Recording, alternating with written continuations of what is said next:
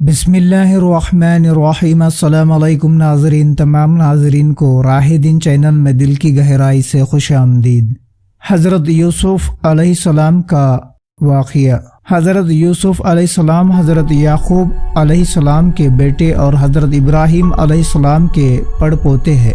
ان کو یہ شرف حاصل ہے کہ وہ خود نبی، ان کے والد نبی، ان کے دادا نبی اور پردادا حضرت ابراہیم ابو الانبیاء نبیوں کے باپ ہے۔ قرآن میں ان کا ذکر 26 بار آیا ہے، اور ان کو یہ بھی فخر حاصل ہے کہ ان کے نام پر ایک سورہ یوسف قرآن میں موجود ہے، جو سبق اور نصیحت کا بے نظیر ذخیرہ ہے۔ اس لیے قرآن مجید میں حضرت یوسف علیہ السلام کے واقعے کو احسن القصص کہا گیا ہے۔ حضرت یوسف علیہ السلام کا خواب اور یوسف کے بھائی۔ شروع کی زندگی ہی سے حضرت یوسف کی دماغی اور فطری استعداد دوسرے بھائیوں کے مقابلے میں بالکل جدا اور نمایاں تھی۔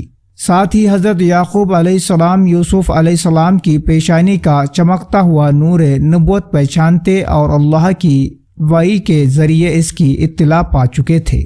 انہی وجہ سے وہ اپنی تمام اولاد میں حضرت یوسف علیہ السلام سے بے حد محبت رکھتے تھے، اور یہ محبت یوسف کے بھائیوں سے بےحد شک اور ناقابل برداشت تھی، اور وہ ہر وقت اس فکر میں لگے رہتے تھے کہ یا تو حضرت یعقوب کے دل سے اس محبت کو نکال ڈالے، اور یا پھر یوسف ہی کو اپنے راستے سے ہٹا دے تاکہ قصہ پاک ہو جائے۔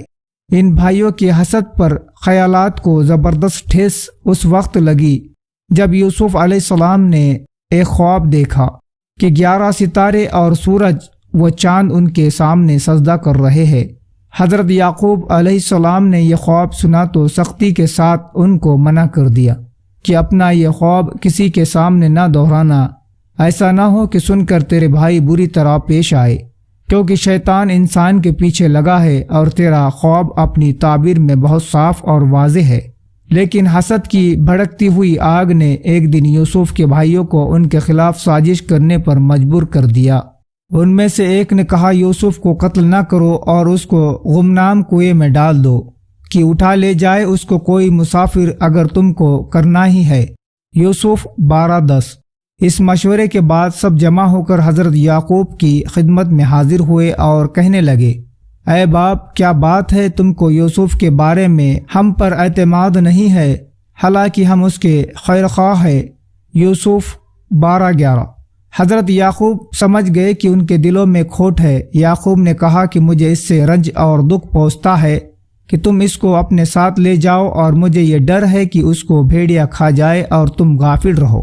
یوسف 12:13۔ یوسف کے بھائی نے یہ سن کر ایک زبان ہو کر کہا، اگر کھا گیا اس کو بھیڑیا جب کہ ہم سب طاقتور ہے تو بے شک اس شکل میں تو ہم نے سب کچھ گوا دیا۔ یوسف 12:14۔ کنعان کا کنواں۔ غرض یوسف علیہ السلام کے بھائی یوسف کو سیر کرانے کے بہانے لے گئے اور مشورے کے مطابق اس کو ایک ایسے کنویں میں ڈال دیا جس میں پانی نہ تھا اور مدت سے سوکھا پڑا تھا۔ واپسی میں اس کی قمیص کو کسی جانور کے خون میں ترک کر کے روتے ہوئے حضرت یعقوب علیہ السلام کے پاس آئے اور کہنے لگے، اے باپ، اگرچہ ہم اپنی سچائی کا کتنا ہی یقین دلائے مگر تم کو ہرگز یقین نہ آئے گا کہ ہم دوڑ میں ایک دوسرے سے آگے نکلنے میں لگے ہوئے تھے کہ اچانک یوسف کو بھیڑیا اٹھا کر لے گیا۔ حضرت یعقوب علیہ السلام نے یوسف کے لباس کو دیکھا تو خون میں لت پت تھا، مگر کسی ایک جگہ سے بھی پھٹا ہوا نہ تھا اور نہ چاک دامہ تھا۔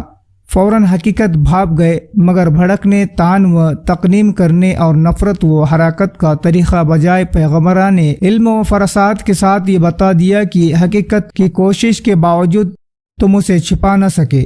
ادھر یہ باتیں ہو رہی تھی، ادھر حجاجی اسماعیلیوں کا ایک قافلہ شام سے مصر کو جا رہا تھا۔ کنواں دیکھ کر انہوں نے اپنے لیے ڈال یوسف کو دیکھ کر جوش سے شور مچایا، بشارت ہو، ایک غلام ہاتھ آیا۔ غرض اس طرح حضرت یوسف کو اسماعیلی تاجروں کے قافلے نے اپنا غلام بنا لیا اور تجارت کے مال کے ساتھ ان کو بھی مصر میں لے گئے اور بازار میں رواج کے مطابق بیچنے کے لیے پیش کر دیا۔ اسی وقت شاہی خاندان کا ایک رئیس اور مصری فوجوں کا افسر پوتیفار بازار سے گزر رہا تھا۔ اس نے ان کو خرید لیا اور اپنے گھر لا کر بیوی سے کہا، دیکھو اس کو عزت سے رکھو، کچھ عجب نہیں کہ یہ ہم کو فائدہ بخشے یا ہم اس کو اپنا بیٹا بنا لے۔ یوسف 12:21۔